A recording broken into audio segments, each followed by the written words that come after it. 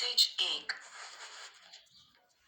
जब से दुनिया का औद्योगिकरण हुआ है, जानवरों की प्रजातियों की संख्या में वृद्धि हुई है जो या तो विलुप्त हो गई हैं या विलुप्त होने के करीब हैं।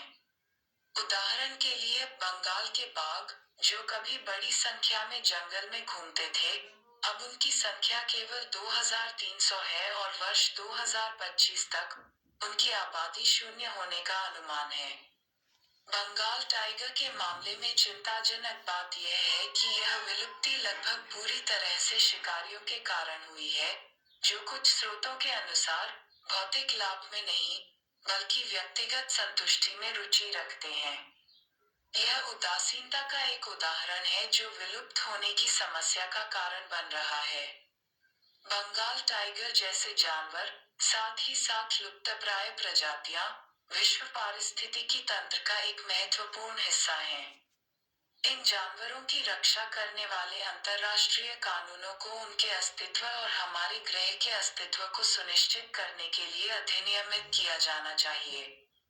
दुनिया भर के देशों ने विभिन्न तरीकों से समस्या से निपटना शुरू कर दिया है। कुछ देशों ने इस समस्या को दूर करने के लिए भूमि का बड़ा हिस्सा पशु भंडार को आवंटित कर दिया है।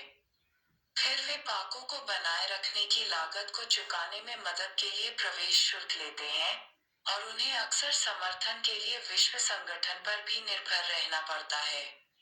उन्हें मिलने वाले पैसे से वे जानवरों की सुरक्षा के लिए उपकरण और गश्त में निवेश कर सकते हैं। एक अन्य उपाय जो जानवरों के विलुप्त होने के ज्वार को रोकने का एक प्रयास है, वह है उत्पाद निर्मित रूप से लुप्तप्राय प्रजातियों का आंतरिक बहिष्कार। यह काफी प्रभावी लगता है, लेकिन यह अपने आप में जानवरों को शिकार और मारे जाने से नहीं रोकेगा। 1. इस परिच्छेद में लेखक का मुख्य सरोकार क्या है? 1. औद्योगिकरण की समस्याएं। 2. बंगाल टाइगर। 3. लुप्तप्राय प्रजातियां।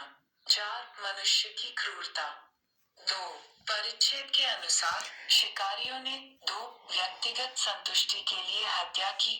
4. इनमें से कोई नहीं। 1.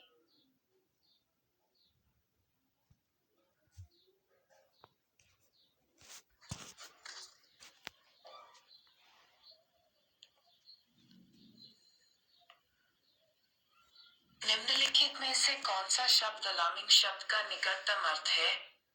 में 1. गंभीर।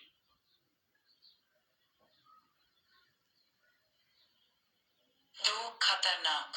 3. परेशान करना। 4. डराना।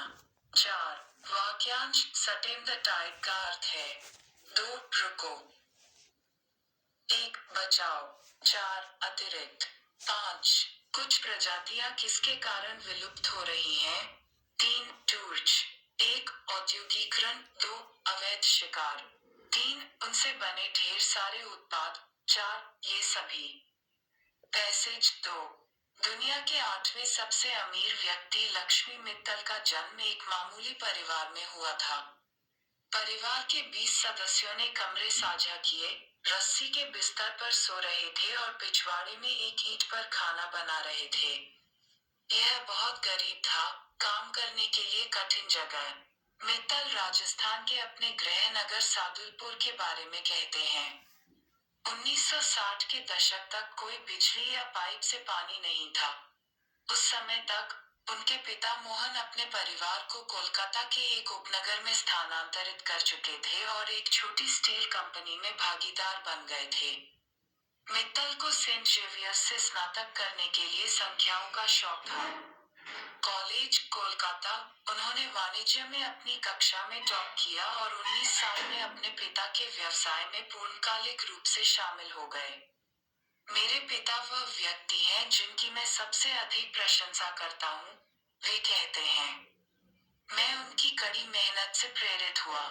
काम करने की प्रकृति और जिस तरह से उन्होंने परिवार की देखभाल की, वह अपने पिता के पंथ से भी प्रेरित थे। चुनौतियों को स्वीकार करें। नई संभावना से डरो मत।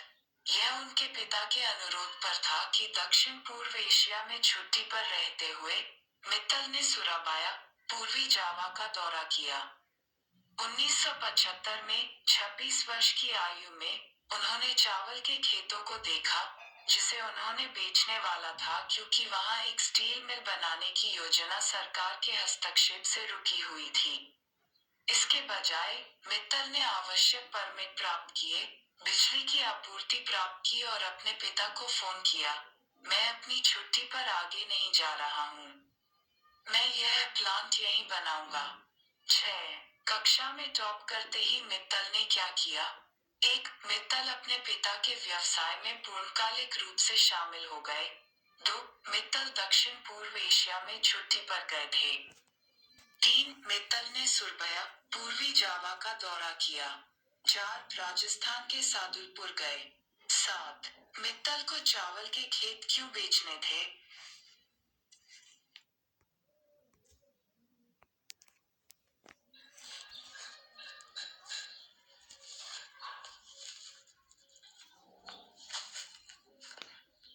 एक, चावल की फसल नहीं थी।